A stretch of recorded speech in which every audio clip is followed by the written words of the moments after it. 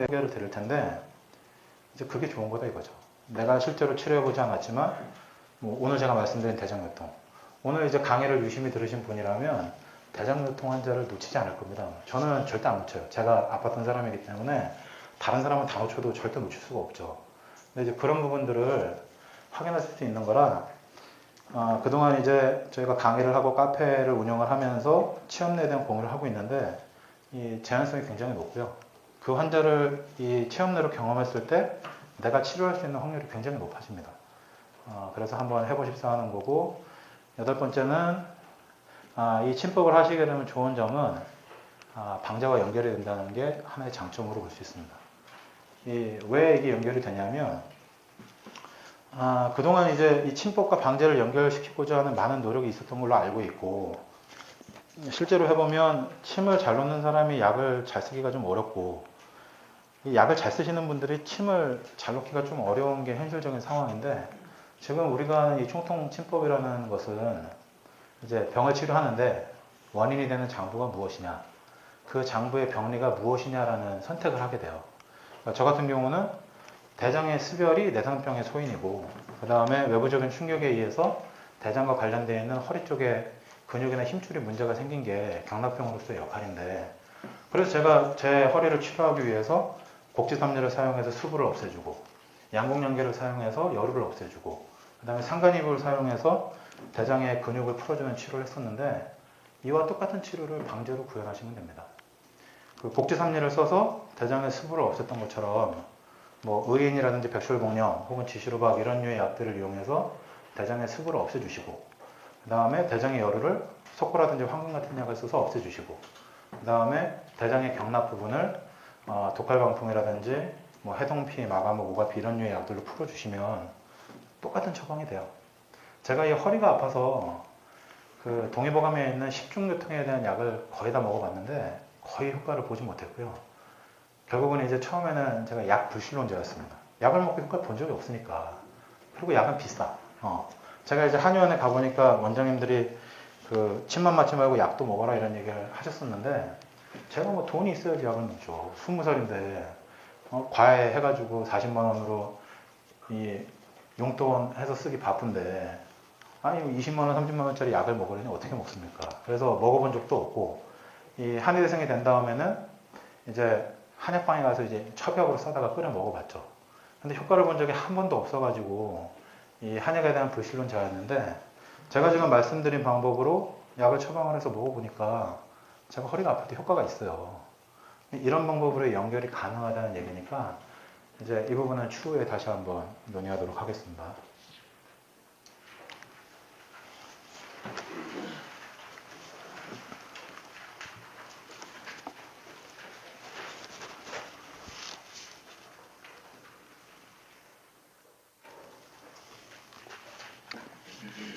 이제 컨디션이 좀 정상으로 돌아온 것 같습니다. 좀 더 원활한 강의를 할 수 있겠네요. 진료 순서는 여지껏 말씀드린 것을 다시 한번 반복하는 건데요.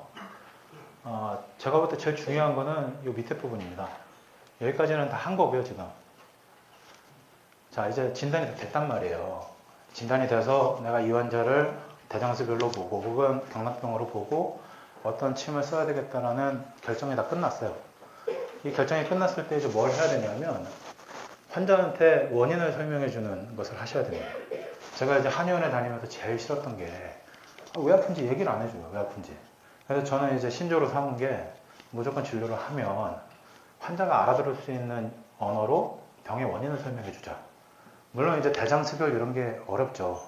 근데 이렇게 직관적으로 표현하지 말고 환자가 알아들을 수 있는 방법으로 설명을 해주자는 게 하나의 신조여서, 반드시 이제 침을 놓기 전에 전체적인 설명을 해주고, 이제 침을 2개 놓을 거 아닙니까? 예를 들어 상간이목을 놓는다. 환자한테 설명을 해줘요.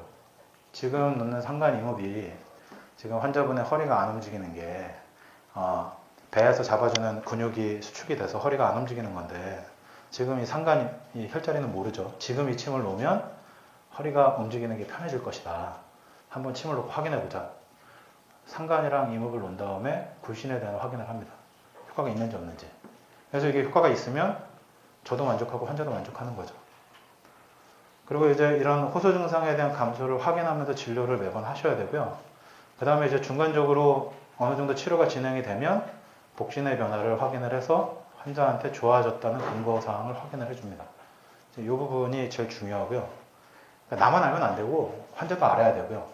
그 다음에 환자가 내가 설명해 준 대로 치료가 됐을 때 저에 대한 신뢰감이 생기게 되고, 그 다음에 진단 방법으로서 복진을 사용을 하면 예를 들어 진맥이나 설진을 해서 나만 아는 정보가 아니라 환자도 아프다는 것을 느끼는데 치료를 통해서 없어지게 되면 그 부분이 환자가 인식을 하게 되기 때문에 이 치료 방법이 제일 중요하고요. 이렇게 확인을 하면서 치료한다가 이 진료의 핵심이라고 보시면 되겠습니다. 근데 여기는 이제 굉장한 용기가 필요하죠, 처음에. 될지 안 될지 모르니까. 근데 이제 저를 팀앱이라고 생각하시고 된다고 생각하신 다음에 나를 믿고 침을 믿고 해보시면 될 가능성이 많으니까 한번 해보시고요. 넘어가겠습니다. 이건 이제 방금 전에 설명드린 거를 도표로 만든 거고요. 넘어갑니다.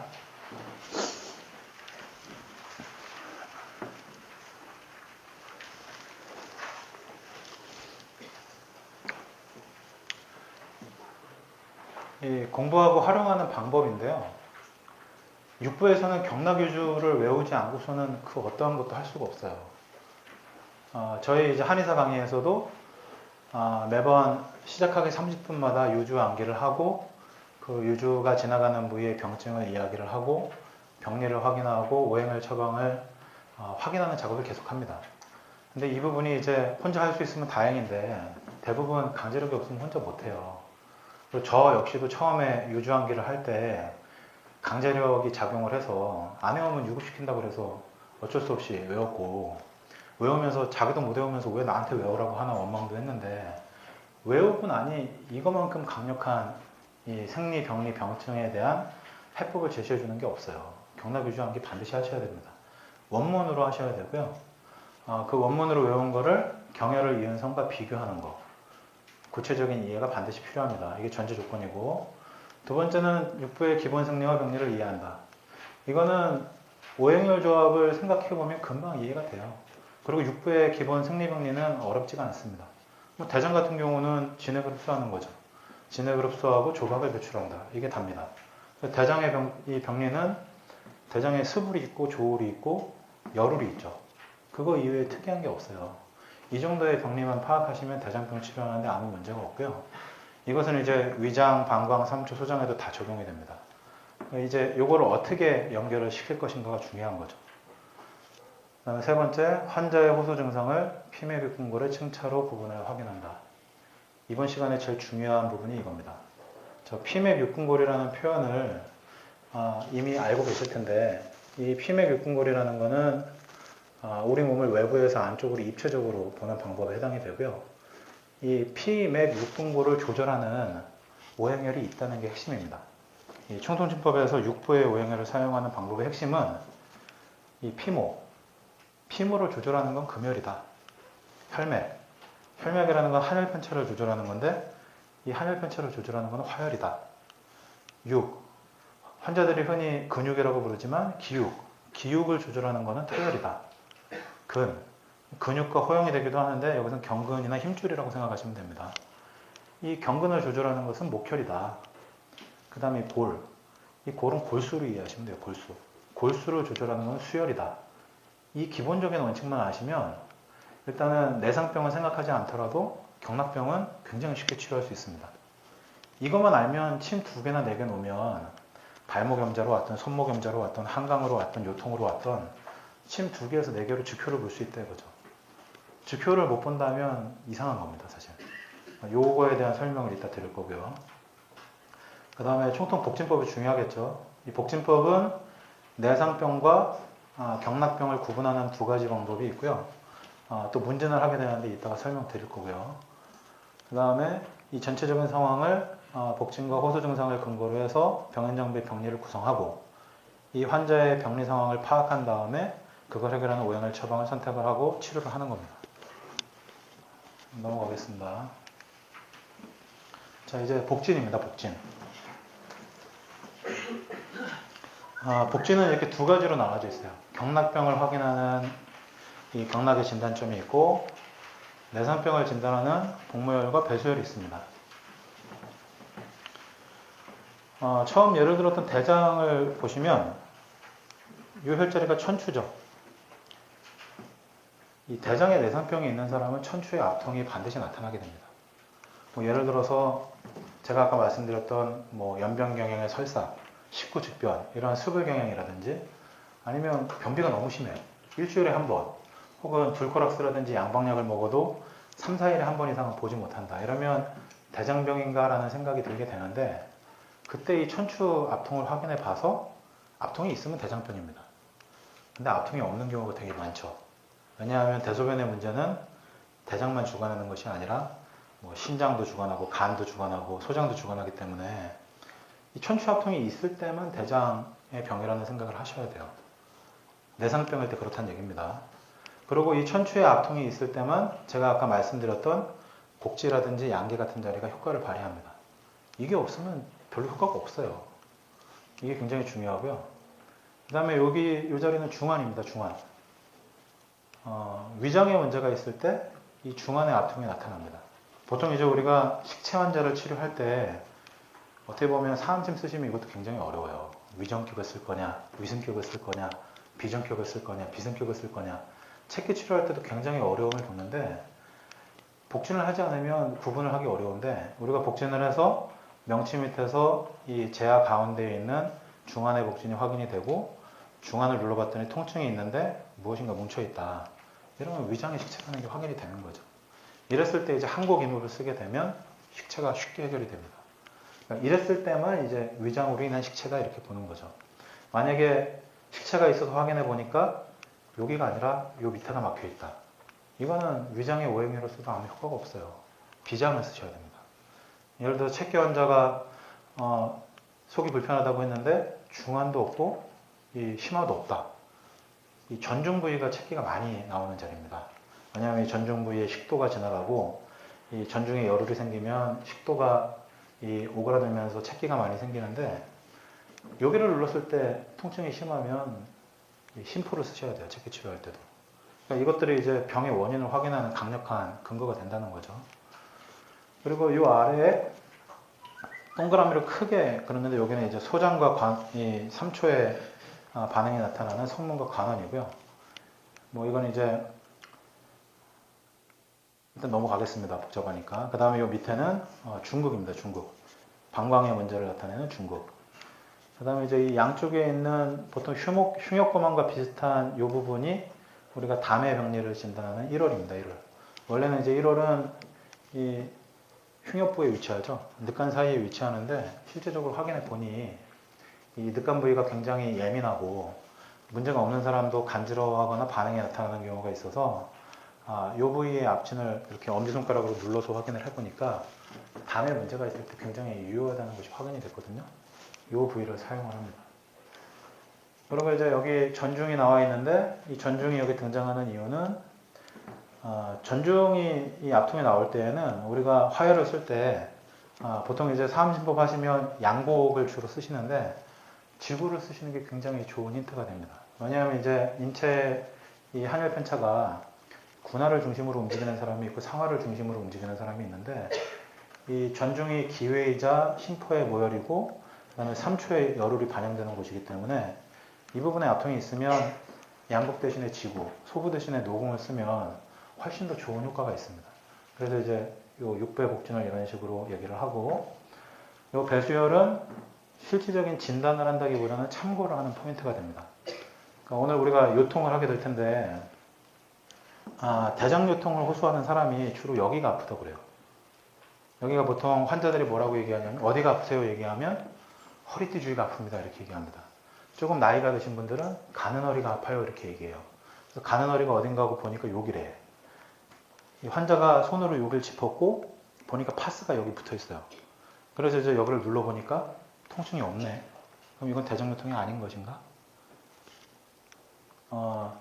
대장에 이 급성 요추 염좌로 왔을 때 여기에 타박상이 없는 이상은 통증이 없는 경우가 굉장히 많습니다.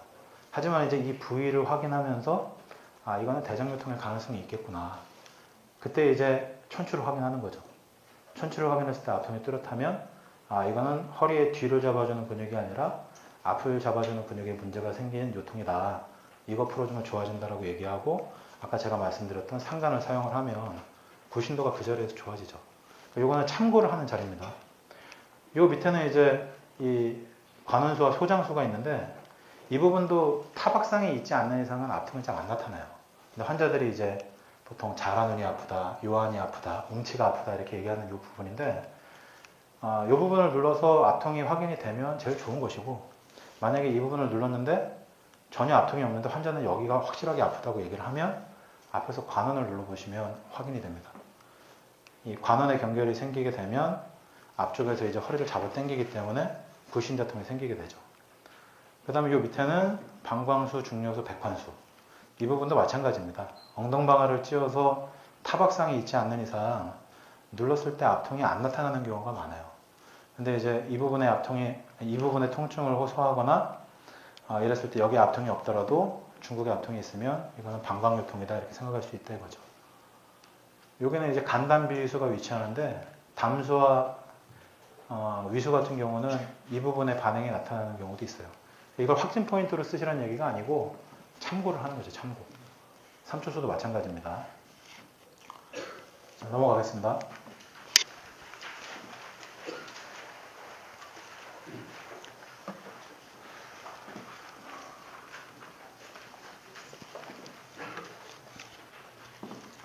자, 이번에는 경락병을 확인하는 포인트입니다. 아마 이 어깨에 있는 천종, 견정 이런 자리들은 굉장히 익숙하실 거예요.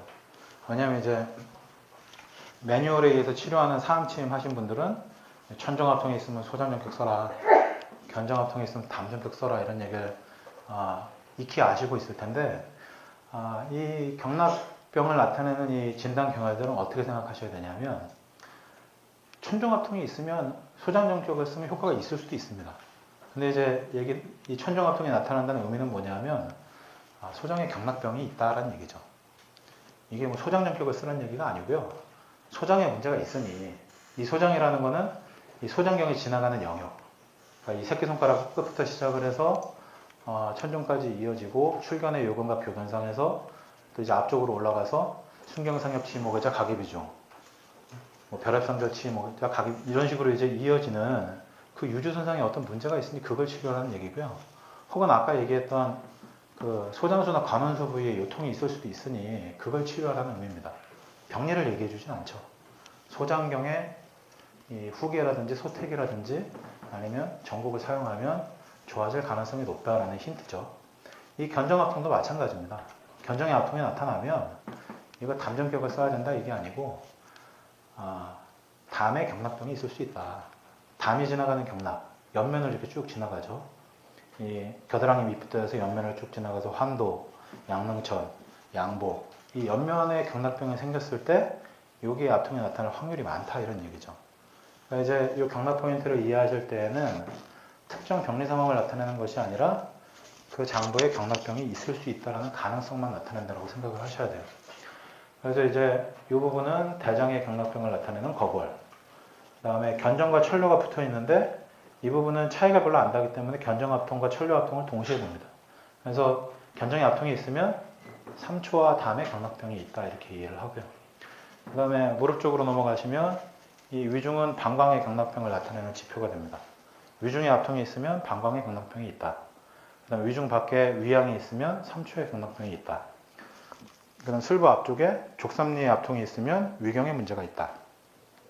양릉천에 문제가 있으면 담에 문제가 있다. 이런 식으로 경락병을 확인해주는 포인트가 되고요. 자, 여기서 중요한 거는 내상병과 경락병을 헷갈리면 안 된다 이겁니다. 자, 다음 그림이 그래서 나오는 겁니다. 이제 처음에 이 흉통진법을 공부하시면서 진료를 하시다가 질문이 많이 나와요.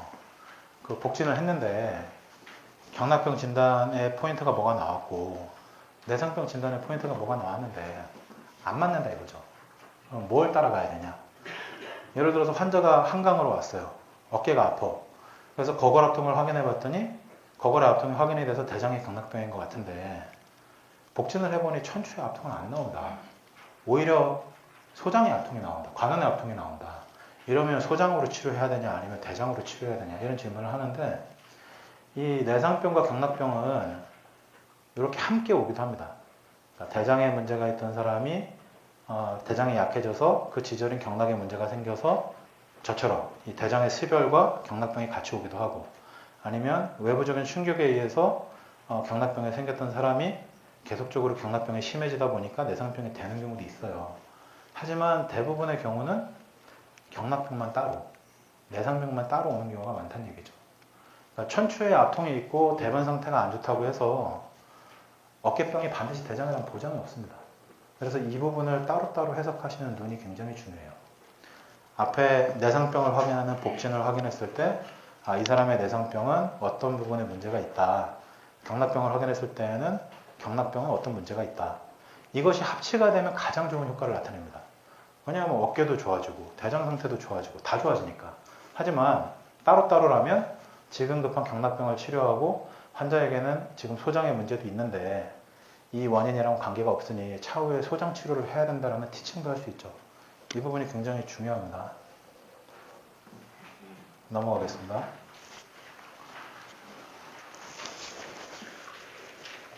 자, 이제 보사법인데요. 아까 제가 말씀드렸다시피 반복적으로 제한성이 있는 보사법은 없습니다. 이거 없어요. 근데 이제 굉장히 이게 신비주의적으로 오해를 많이 하는데 저도 진짜 그런 줄 알고 해봤는데 반복적인 제한성이 없습니다. 어떨 때 소보사를 하면 열흘이 떨어지기도 하는데 어떨 때 소부보를 하면 열흘이 있던 사람이 더 아프다고 하는 경우도 있지만 그 반응이 매번 나타나냐 하면 그렇지가 않아요. 여러 번 테스트 해봤을 때. 그래서 결과적으로 확인해 보니 오행열의 특징은 보사법에 의해서 달라지는 것이 아니라 자기가 조절하는 어떤 특정 영역이 있다는 게 결론이고요. 보사법은 뭘로 하시든 간에 자극이 가면 효과적이에요. 그래서 저희 같은 경우는 우전보 좌전사를 기본으로 해서 보사법을 사용하는데 그러니까 오른쪽으로 돌리면 보, 왼쪽으로 돌리면 사를 그냥 정해놓고 쓴다 이런 얘기입니다. 근데 이제 이거를 우전이 사, 좌전이 보로 한다고 해도 문제는 없어요. 왜냐면 효과는 달라지지 않아요. 제가 무지무지 많이 해봤어요. 제 몸에도 절대 효과가 없었고 환자들에게 보사법을 반대로 시행을 했을 때 보사를 반대했는데 계속 좋아져. 어쩌다 안 좋아질 때도 있는데 다음날 오더니 어제는 많이 아팠는데 더 좋대. 없어요 이런 거. 여러분들이 이제 사암도인처럼 뭐 1갑자, 2갑자의 내공이 있으면 할 수도 있겠죠. 근데 우리의 지금 체력 수준과 이 분위기 보세요. 지금 이게 여기에 사암도인급의 이 체력을 가진 분들이 있는지. 우리의 내공으로는 이거 안 됩니다. 그래서 이거는 중요하지 않은데 원칙은 있어야 되니까 정해놨고요. 보사보다 더 중요한 건 선혈과 취혈이에요. 이 사람의 병증을 득효를 보면서 해결하기 위해서는 어떤 혈제를 침을 놔야 되냐. 아까 저 같은 경우에 허리에 그렇게 불신이 안 돼서 한의원에 갔을 때 이 사람은 상간이목에 침 넣어야 된다를 알아야 됩니다. 상간이목에 침 넣어야 된다는 걸 알아야지만 효과를 보여줄 수 있는 거고 그럼 내가 이제 상간을 써야 돼. 취혈을 잘해야 된다. 취혈. 취혈을 못하면 소용이 없어요. 이 취혈을 잘하기 위해서는 무지막지한 연습량이 필요합니다. 우리가 골프를 잘 치기 위해서 골프 연습장에 가서 맨날 스윙 연습을 하죠. 그와 마찬가지로 내 몸의 자침 연습을 계속 하셔야 되고 환자의 침을 놓을 때마다 정말 심혈을 다해서 침을 놓으면서 연습을 하셔야 돼요. 선혈과 취혈이 제일 중요하고요. 보사는 치료 효과를 증폭시키기 위한 테크닉입니다. 제사보사도 상당히 유효한 효과가 있고 그 다음에 침병을 긁는 괄법도 상당히 효과가 있고 뭐 영수보사로 제삽을 하는 것도 효과가 있고 다 효과가 있는데 중요한 거는 보사로의 성이 달라지진 않는다. 그러면 이제 효과가 없다고 했는데 왜 이 보사를 사용하느냐? 병리 상황에 대한 약속을 하기 위해서 보사를 사용합니다. 지금 육부 같은 경우는 병리가 굉장히 단순하기 때문에 이 보사법이 없어도 큰 문제가 되지 않기도 하고요. 그 다음에 오늘 소개해드릴 그 급성 영자를 치료할 때에는 보사 표기가 안 돼도 제가 아까 말씀드린 목카토금 수혈의 오행혈만 사용할 줄 알면 해결이 되는데 이걸 내상병으로 바라보고 대장습혈이라는 약속을 하고 대장습혈을 해결하기 위한 침을 썼을 때 효과를 보니 대장습여를 해결하는 약 처방까지 내가 이어서 해야 되겠다고 할 때는 굉장히 의미가 있어요.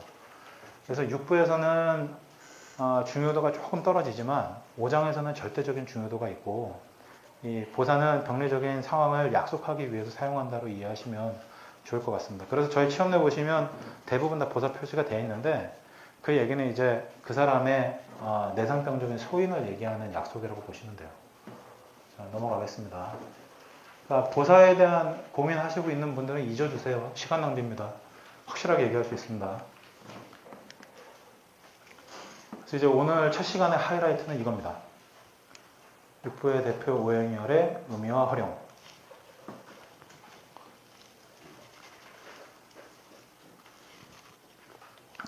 이미 대부분의 내용을 설명드렸기 때문에 쉬우실 텐데, 단 하나의 주의사항은 여기 보면 육부의 대표 오행열이라고 되어 있죠. 5장의 대표 오행열에 이런 방법을 쓰시면 전혀 효과가 없습니다. 이건 육부에만 해당되는 얘기예요. 왜냐하면 육부라는 게 인체 외면을 둘러싸고 있으면서 인체를 보호하고 있고, 이 피맥 육궁골은 우리의 내장을 지키기 위한 어떤 보호 역할을 하는 거기 때문에 육부에서만 이 오행열을 피맥 육궁골과 대입시키는 방법이 성립이 되고, 5장 같은 경우는 생리병리를 따져서 오행열을 사용하셔야 됩니다. 이게 이제 굉장히 다른 점이고, 그래서 제가 이 방법 때문에 사암침을 하시는 분들이 5장을 사용하는 방법을 육부에 그대로 대입하게 되면 효과를 보기 어렵다라고 말씀을 드린 거고요. 자, 일단 경락병을 위주로 보겠습니다. 이목은 목혈이죠, 목혈. 이 목혈은 경근을 조절합니다, 경근. 그래서 제가 아까 말씀드렸다시피 ROM이 감소가 되거나 불신자통이 생기면 이목을 중심으로 하는 목혈을 쓰면 무조건 좋아져요. 이거는 대장뿐만 아니라 소장, 방광 다 공통입니다. 자, 두 번째, 양곡과 지구를 사용하면 이건 화열인데, 이건 이제 혈맥을 조절하는 역할. 여기 쓰진 않았지만 이 상어가 움직이는 수도를 조절하는 역할을 합니다. 그래서 이 화열은 한혈 편차를 조절을 하는데, 일단 제일 많이 쓰이는 거는 이 염증과 통증이고요. 그 다음에 국소 부위에 시리다는 느낌을 호소할 때 화열을 사용하면 도움이 됩니다. 예를 들어서 옥신거리는 통증에도 이 화열을 쓰지만, 내가 등산을 갔다 왔더니 무릎이 갑자기 시려졌다. 원래 시린 게 아닙니다. 등산을 갔다 왔는데 무릎이 갑자기 시린데 찬바람을 많이 쐬서 그런 것 같다. 이것도 치료가 되느냐 하면, 이제 무릎이 시린 경우에 위장의 문제인 경우가 되게 많아요. 그래서 위장의 문제라는 게 확인이 되면 회계양곡을 포함하면 이 국소한증이 없어집니다. 시린 느낌이. 이런 식으로 활용하실 수 있다는 거죠. 한혈 편차를 조절하는 방법이 육부에서는 두 가지가 있습니다. 이 화열을 쓰기도 하지만 이 수혈을 사용해요. 수혈. 여기도 보면 염증과 통증, 관절의 뻑뻑함이라고 나와 있죠. 이 두 혈자리의 차이점은 뭐냐면, 이 화열 같은 경우는 직접적으로 열을 조절하는 효과가 있고요. 이 통곡이 대표하는 수혈 같은 경우는 골수를 조절합니다. 이 골수라는 거는 쉽게 얘기하면 이 뼈에서 인대에 분비되는 윤활액이라고 생각하시면 돼요. 그 윤활액을 분비해 주는 건데, 이 소장과 삼초 같은 경우는 이 화를 대표하는 장기이기 때문에 소장에 열혈증이 생기거나 삼초에 열혈증이 생겼을 때 양곡이나 지구가 효과가 좀 적어요. 근데 이제 이 수혈을 사용하게 되면, 액문이나 정곡을 사용하게 되면 소장과 삼초에 있어서는 화열을 쓰는 것과 똑같은 효과가 있습니다. 그래서 이제 소장과 삼초일 때는 염증성 통증을 없앨 때에는 이 수혈을 쓴다라는 생각을 하시면 되고요. 그 다음에 이제 다른 장부의 이 염증과 통증에서는 이 수혈을 쓰는 것이 아니라 화열을 쓴다, 이렇게 기억하시면 돼요. 그럼 이 둘 사이의 차이점은 무엇이냐? 화열 같은 경우는 한증에 쓸 수 있다. 수혈 같은 경우는 관절이 뻑뻑한 경우에 쓸 수 있다는 거죠. 관절이 뻑뻑한 이유가 뭡니까? 그 관절의 윤활액이 분비가 잘 안 돼서 그런 거죠. 관절의 윤활액이 분비가 잘 되면 부드러워져요. 그러니까 보통 이제 경락병을 치료하다가 마무리를 할 때 이 수혈을 많이 쓰게 되는데, 이런 공통점과 차이점이 있다고 생각하시면 되고요. 그 다음에 족삼리. 족삼리는 대표 토혈이면서 기육을 조절합니다. 기육. 이제 기육이라는 거는 우리가 보통 근육이라고 얘기하는 거고요. 이렇게 어깨 근육을 만져봤을 때 여기 뭐 삼각근, 뭐 뒤에 승모근 이런 것들을 얘기하는 건데, 그 기육이라는 게 이 육부에서 흡수한 진액이 저장되어 있는 곳이기 때문에 그 진액의 편차에 의해서 사람이 몸살을 느끼게 돼요. 그 기육에 불필요한 수분이 정체가 되면 뻐근하다, 무겁다 이런 얘기를 하게 되고, 이 기육의 진액이 부족하면 우리가 지점초토라든지 찰흙을 가지고 놀다가 수분이 빠지면 딱딱해지지 않습니까? 굳죠? 뭉치는 현상이 생겨요. 그러니까 어찌되었든 간에 우리가 해부학에서 배운 승모근이라든지 아니면 이 삼각근이라든지 아니면 뭐 여러 가지 근육들의 뻐근하고 뭉치는 느낌, 몸살이 있을 때는 이 토요를 쓰시면 쉽게 해결이 된다는 거죠. 그 다음에 마지막으로 상향. 상향은 피무를 조절하는 자리고요. 이 피무에 나타나는 증상들은 다 감각의 이상 증상, 비증 이런 겁니다. 이런 게 이해가 안 되실 수도 있는데 환자를 보면 이런 환자들이 너무 많아요. 환자들이 뭐라고 표현하냐면 두통이 있을 때 머리를 스치기만 해도 아프다. 만져보면 이쪽은 내 감각인데 이쪽은 내 감각이 아니다. 이런 경우도 이 비증에 해당이 되고요. 이 다리 옆면으로, 그러니까 담경을 따라서 다리 옆면으로 내 살이 아닌 것 같다. 감각이 이상하다. 이런 얘기를 할 때 금혈을 사용하면 즉각적인 효과가 있습니다. 그러니까 감각이 이상할 때, 뭔가 내 살 같지 않을 때, 이런 피모의 비증할 때 사용하시면 상당히 좋은 효과가 있어요. 그러면 이제 이 뇌상병을 차치하고 이 경락병만 보시게 되면 우리가 이제 육부의 근골격계 질환에 이 오행혈을 어떻게 써야 되는지가 정리가 된 거죠, 지금. 경근에 문제가 생기면 경근은 힘줄이니까 힘줄이 늘어나야지 움직일 수 있는데 경근이 수축이 되면 ROM에 제한이 되고 아프단 말이에요. 그럴 때는 무조건 목표를 쓰는 거예요. 통증이 있거나 염증이 있으면 화열이나 수혈을 쓰는 겁니다. 그리고 대부분의 우리 한의원에 내원하는 염좌 환자는 다 불신자통이랑 통증을 호소합니다. 그래서 이 오행혈을 써서 효과를 보시려면 목혈이랑 화열 혹은 목혈이랑 수혈을 쓰셔야 돼요. 이거는 부위가 어디가 됐든 공통적인 현상이니까 이 두 개를 잘 쓰시면 지표를 볼 수 있고 환자도 만족한다 이거죠. 그 다음에 세 번째는 이 토혈을 써야 될 때 굉장히 많습니다. 당장의 통증은 심하지 않지만 뻐근하고 무겁고 뭉쳐있고 몸살기가 있다. 목혈이랑 이 토혈을 같이 쓸 일이 굉장히 많고요. 혹은 ROM의 장애가 없으면 토혈과 화열 혹은 토혈과 수혈을 쓸 일이 굉장히 많습니다. 그리고 이 금혈은 서비스. 감각의 이상을 해결해 줄 수 있는 대표적인 부분이고요. 이거는 다른 혈자리가 안 돼요. 이거를 쓰면 즉각적으로 감각이 좋아집니다. 근데 이제 시간이 지나면 다시 돌아오죠. 그걸 반복하다 보면 점점 좋아지는 거죠. 자, 일단 내상병은 두고 넘어가겠습니다.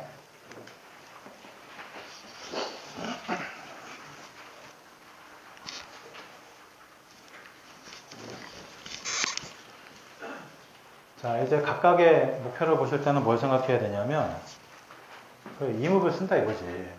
그러니까 예를 들어서 어떤 환자가 왔던 낙침 환자가 왔던 허리 불신통이 있는 환자가 왔던 발목 염좌 환자가 왔던 손목 환자가 왔던 간에 불신자통을 호소하면 이목을 쓰는 거예요. 근데 이목이랑 뭘 쓸 거냐 이거죠. 이게 바로 이제 장부를 선택하는 겁니다. 손목이 불편해서 왔는데 이 아까 말씀드렸던 양계가 아니라 양지 부위가 불편하대요. 여기가. 이건 3초의 영역이죠. 3초에 문제가 생기면 중조를 같이 쓰면 돼요. 환자가 한강으로 왔어요. 한강. 뒷목이 뻣뻣하고 로봇가 돼서 움직이질 못해요. 이것도 3초의 문제래. 견정을 확인해보면 견정의 아픔이 뚜렷하면 중조랑 이불을 쓰면 한강이 그 자리에서 풀립니다. 슬통으로 왔어요. 슬통. 환자가 무릎을 구부리질 못해요. 확인해보니까 내세란이랑 외세란의 문제가 있고 족삼리의 아픔이 나타난다. 위장의 문제다. 그럼 한곡이랑 이목을 쓰시면 무릎의 불신분리가 굉장히 좋아집니다. 이런 식으로 환자가 호소하는 통증의 부위를 일단 확인하셔야 되고요. 그 통증의 부위가 확인이 된 다음에 어느 경락이 문제냐를 확인하시고 그 경락의 목표를 사용해 주시면 효과를 볼 수 있죠. 그래서 이게 위정격이나 위승격은 무릎 질환에 상당히 효과가 좋은 게 번이 번삼이 이 농촌에 의활 가서 할매들한테 위정격, 위승격 써서 무릎줄을 그렇게 많이 하죠. 사실 사암진법 조합 중에 경락병의 효과를 잘 보이는 조합이 위정격입니다. 목혈이랑 화열로 되어 있죠. 그 다음에 효과를 잘 보는 조합이 소장정격입니다. 이 후계랑 정곡으로 되어 있죠. 그 다음에 삼초정격, 중저랑 액문으로 되어 있죠. 그 이외의 정격들은 효과가 거의 없어요. 담정격을 발목 염좌했으면 잘 안 났습니다. 한강에도 잘 안 들어요. 방광정격을 불신자통이 있는 요통에 쓰면 안 들어요. 발목 염좌도 안 됐습니다. 그러니까 이런 부분들을 숙지하시고요. 좀 더 심화 과정으로 가면 이 힘줄만 움직이는 게 아니라 육부 자체의 근육을 조절하는 특징이 있습니다. 이게 내상병이죠. 위장 자체의 운동이 안 되면 식적이 생기죠. 소장 자체의 운동이 안 되면 어혈이 생깁니다. 대장 자체의 운동이 안 되면 조박의 배출이 잘 안 되면서 조습의 문제가 생기죠. 이런 부분들을 목표를 사용해서 해결할 수 있다는 거죠. 내상병을 넘어갈게요. 자, 화열도 마찬가지입니다. 환자가 호소하는 통증의 양상이 염증이다, 통증이다. 이게 제일 많습니다. 근데 이제 특정 이벤트에 의해서 시리다고 얘기할 때 이 화열을 쓰시면 굉장히 효과가 좋아요. 갑자기 팔꿈치가 욱신거리고 통증이 있다고 하네요. 부위가 복지가 지나가는 부위입니다. 그럼 양계 양복이나 양계 지구를 쓰면 되겠죠. 갑자기 발목 염자가 와서 골륜 뒤에 부위가 가만히 있어도 욱신거리고 잠을 못 잔대요. 그럼 골륜을 쓰면 되죠. 골륜 양복사. 이런 식으로 이제 통증과 염증이 확인이 되면 해당 부위가 어딘지를 확인하시고 양복 또는 지구를 사용을 하면 쉽게 이 열증을 해결할 수 있고 국소 부위의 한청도 해결할 수가 있습니다. 이것도 뭐 어렵지 않죠. 죽상례는 몸살에 사용한다 이렇게 보시면 돼요. 몸살. 몸살은 뻐근하다, 무겁다, 뭉친다. 그리고 이 몸살의 전제 조건은 뭐겠습니까? 기욱이 많은 부위에 해당 사항이 있다겠죠. 육부에서 기욱이 많은 장부는 세 가지가 있습니다. 대장이랑 방광이랑 삼초가 있죠. 경락 유주를 실제로 보시면 대장이랑 방광이랑 삼초에만 살이 많아요. 소장이나 담 이런 자리에는 이 기욱이 튼실하지가 않습니다. 그래서 이제 저희 충통증법에서는 이제 토열과 함께 연계해서 사용하는 대표적인 자리가 대장의 곡지, 방광의 위중, 그 다음에 삼초의 천정을 많이 쓰는데 그때 나타나는 모든 몸살과 뻐근한 증상에 효과가 있어요. 예를 들어서 어깨가 굉장히 뭉치고 뻐근하다 이런 증상을 호소할 때 뭐 간을 쓸 수도 있겠죠. 간주근이니까 어깨 뭉치면 간이 많으니까. 근데 1차적으로는 육부를 쓰시는 게 굉장히 도움이 돼요. 어깨가 뭉쳐 있는데 뻐근하고 견정을 눌렀더니 아픔이 확인이 된다. 이러면 천정이랑 삼리를 쓰시면 어깨가 굉장히 부드러워집니다. 그게 아니라 견정의 압통이 아니라 거골의 압통이 있다. 복지 삼리를 쓰시면 승모근 주위가 다 부드러워져요. 그 다음에 엉덩이가 많이 뭉쳐있다. 이 엉덩이도 기욱 아닙니까? 엉덩이가 굉장히 많이 뭉쳐있는데 방광의 위중의 압통이 나타나고 방광의 기욱병인 게 확인이 되면 위중을 쓰시면 엉덩이가 굉장히 쉽게 풀리죠. 종아리가 땡땡해서 굉장히 불편하다. 종아리가 땡땡하게 부었다. 이랬을 때 이제 삼초인지 방광인지를 확인하셔서 그 삼초인 경우에는 천정을 쓰시고 방광인 경우에는 위중을 쓰시면 종아리가 붓고 뭉치고 뻐근한 게 지표를 보이면서 좋아집니다. 토열의 활용 그렇게 하시면 되고요. 요거를 조금 더 확장하면 육부의 조습 편차를 조절한다가 되는 거고요. 그럼 육부의 조습 편차를 조절하는 장부가 왜 대장이랑 방광 삼초냐를 생각해 보시면 전음과 후음과 연결되어 있는 장부가 대장과 방광 삼초입니다. 우리가 이제 수습대사를 보시면 물을 먹으면 밑으로 흐를 거 아닙니까? 물을 먹으면 밑으로 흘러서 담겨있는 중착지가 대장과 방광 삼초라고 이해하시면 되고요. 그래서 그 수불이 생겼을 때 그것이 기욱에 영향을 주는 거죠. 이걸 생각하시면 방광과 삼초 대장의 조습 편차를 조절하는 좋은 방법을 알게 되죠. 이게 이제 내상병과 관련된 부분입니다. 그 다음에 상향은 아까 말씀드린 대로 각종 부위의 비증. 두통 환자 중에 이런 경우 되게 많아요. 아까 말씀드린 4살 같지 않아요. 뺨이 만져보니까 구안환사도 아닌데 4살 같지 않아요. 이랬을 때 부위 확인만 하시면 바로바로 효과를 볼 수 있는데 이제 두통 같은 경우는 굉장히 어렵죠. 왜냐하면 머리를 지나가는 경락이 너무 많습니다. 근데 이제 뭐 예를 들자면 어깨 경혈은 전혀 다 문제가 없었고 위중압통이 뚜렷했다면 이 경우에는 방광에 해당되는 이 비층에 해당이 되는 거고 보통 이런 경우가 언제 많이 생기냐면 감기 걸린 다음에 두통이 생기고 그래서 머리가 욱신욱신하고 불편했는데 이제 열이 좀 나아가고 감기가 나아가는데 욱신거리는 게 조금 남아있고 이 머리카락이 이렇게 만지기만 해도 아프다. 이러면 이제 이럴 때 지음 상향을 쓰시면 이제 왼쪽 오른쪽을 확인하게 합니다. 오른쪽 내살 같은지 만져보세요. 왼쪽 어떻습니까? 확인을 해보고 지음상행에 침을 놓은 다음에 다시 만져보세요 하면 그 자리에서 좋아지는 경우가 굉장히 많습니다. 남아있는 욱신거리는 통증은 골륜 양곡을 사용하면 되겠죠. 이런 식으로 두통에도 활용하실 수 있고, 이것이 이제 뭐 발등이 됐던 아니면 종아리가 됐던 서해부가 됐던 아니면 가슴 주위가 됐던 간에 감각의 이상에는 금요를 쓰시면 된다는 얘기고요. 이거를 조금 더 확장 해석하면 내상평에서는 이 외관과 내습의 조절을 해결하는 방법이 됩니다. 근데 이제 이 내상적인 부분은 어렵기 때문에 오늘은 넘어가겠습니다. 그 다음에 통곡은 아까 화열과 더불어서 육부에서 나타나는 염증과 통증을 해결한다고 말씀드렸고요. 다만 차이점은 한증에는 통곡을 위주로 하는 수혈을 쓰지 않고요. 예전에 이 구륙보사, 뭐 남자, 여자, 남녀, 좌우, 음양, 수족을 따지는 구륙보사에서는 통곡을 사하면 한기가 없어진다 이런 얘기도 했었어요. 혹은 이 부종이 배출된다 이런 역할이 있다고 얘기했었는데 실제로 테스트를 해보시면 이게 안 돼요. 그래서 이제 그런 관념적인 수혈을 사한다는 생각하지 않으셔도 될 것 같고, 여기서의 포인트는 뭐냐면 아까 말씀드린 대로 통곡을 쓰게 되면 골수가 조절이 되는데 원래 이 골수는 신장이 주하는 것인데 육부가 주하는 특정 부분의 작은 부위의 골수를 이 통곡이 조절한다고 생각하시면 돼요. 그래서 이제 육부가 주하는 뼈와 관절 부위에 통곡을 사용하게 되면 이 골수가 나오는 거고요. 이 골수가 나오게 되면 소장과 상추 같은 경우는 열이 식으면서 염증이랑 통증이 없어지고, 다른 장부, 담이라든지 위장이라든지 대장에서는 관절이 뻑뻑하거나 뭔가 불편한 증상이 해결이 된다 이거죠. 그리고 이제 이걸 내상병으로 얘기하자면 자한 강화의 역할을 하는 약간의 보온 개념이 있는 혈자리라고 보시면 되겠습니다. 자, 이것도 넘어갈게요. 이제 오행혈에 대한 정리는 어지간히 되셨죠? 제가 말씀드린 경락병에 대한 접근만 아시게 되면 뒤에 요통이 굉장히 쉽고요. 그 요통을 하시게 되면 그 다음에 다른 경락병은 그거에 비추어서 그냥 쓰시면 돼요. 한강이 됐든 손목이 됐든 팔꿈치가 됐든 술통이 됐든 간에 똑같은 방법으로 사용하시면 마찬가지 효과를 얻게 됩니다. 이 오수혈과 오행혈은 비교를 하기 위해서 설명을 드리는데요. 보통 이제 오수혈을 사용하는 침법이라는 일을 많이 합니다. 오행침 하면 그거 오수혈 쓰는 거 아니냐? 이런 얘기.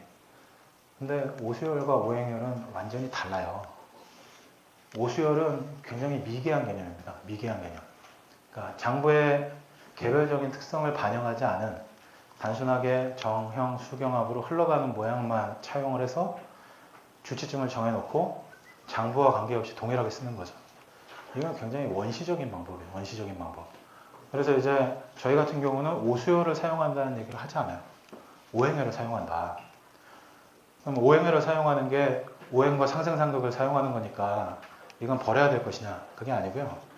오행 중에서 목화토금수를 피맥육분고를 오체와 대입을 시키고 이것을 통해서 오체의 병증을 해결을 하고 그 다음에 이 부분을 육부의 병리를 조절하는 내상병을 치료하는 방법으로까지 확장할 수 있는 유효한 방법으로 사용하는 게 오행혈의 관점이다 이거죠. 오수혈은 잊어두세요.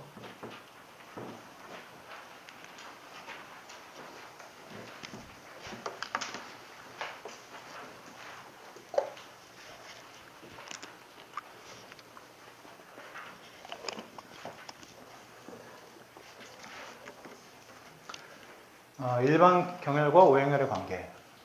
이제 이거는 왜 강조를 드리냐면 이 사암침법이나 오행침법을 하시는 분들이 오행혈을 제외한 모든 일반 경혈을 잊어버리시는 경우가 많아요.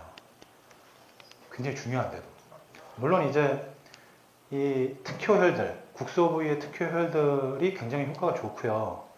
그 효과가 굉장히 좋은 것들을 이 오행혈이 대체할 수 있는데 이 오행혈을 잘 쓰려면 경락유주를 외우면서 경락유주 선상에 있는 이 중요한 일반 경혈들, 뭐 특정 부위의 효과를 나타내는 이런 경혈들의 주치와 효능을 알아두셔야 되고, 그 효능을 내려면 오행혈 중에 뭐를 써야 되냐, 이 연습을 계속 하셔야지만 오행혈을 잘 쓸 수가 있습니다.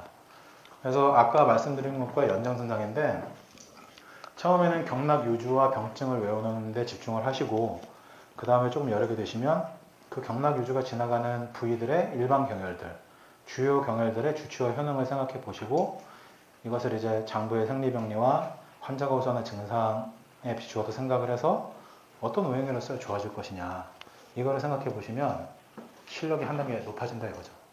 그러니까 결국은 경혈학 공부하시라는 얘기입니다. 경혈학, 경락학. 자, 이 부분은 육부의 모식도를 얘기하고 있고요.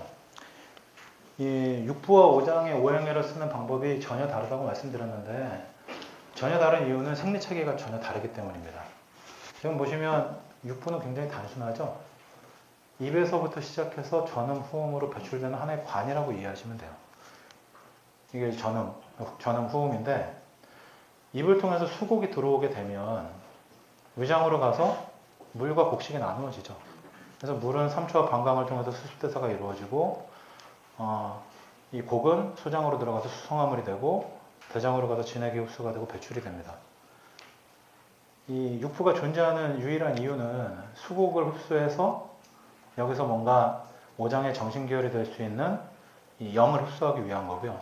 이게 이제 육부의 본연의 임무이고 또 다른 임무는 아까 말씀드렸던 외부의 피맥육궁골로 인해서 이 오장을 보호하기 위한 두 가지 역할을 하고 있는 거죠. 그래서 이 흐름을 생각을 하시면 육부의 생리를 어떻게 볼 것인가가 명확하게 나오게 돼요. 이 임업이라는 게 목혈이라서 경근을 조절하고 위장, 소장, 대장, 삼초, 방광, 대장을 움직이는 역할을 한다고 했는데 임업은 막히면 뚫어주는 자리입니다.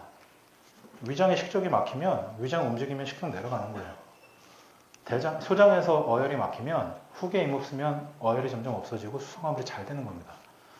삼초는 수도인데 수도의 이 움직임이 약해져서 부종이 생기면 중조 임업 쓰면 이 수도가 소통이 되면서 붓기가 없어지는 거죠. 방광에 문제가 생겨서 소변 배출이 잘 안 되면 속골이 임업 쓰면 되는 겁니다. 대장의 운동에 문제가 생겨서 이 대변이 잘 안 나가면 상간 임업 쓰면 되는 거예요. 이 임업이 하는 역할은 외부의 경근도 치료하지만 이 내부의 움직임을 촉진함으로써 인해서 이 수곡의 정체를 막아준다. 원활하게 해준다. 그리고 이 임업은 재미있게도 대맥의 통혈입니다. 담이 하는 역할이 이렇게 순환을 하면서 하행 운동을 촉진을 시키는데 임업만 써도 이런 것들이 좋아져요. 그래서 사암심 하시는 분들은 그 소장전격이나 삼초전격에서 주혈이 임업이다 이렇게 얘기하는 분도 있어요. 임업이 그런 역할을 하기 때문에. 그 다음 중요한 거는 족삼리입니다. 족삼리가 이제 조습동도를 조절한다고 했는데 족삼리에서 방광과 삼초와 대장에서 남아있는 진액 중에서 진액을 흡수해요. 그리고 노폐물은 배출하게 되죠.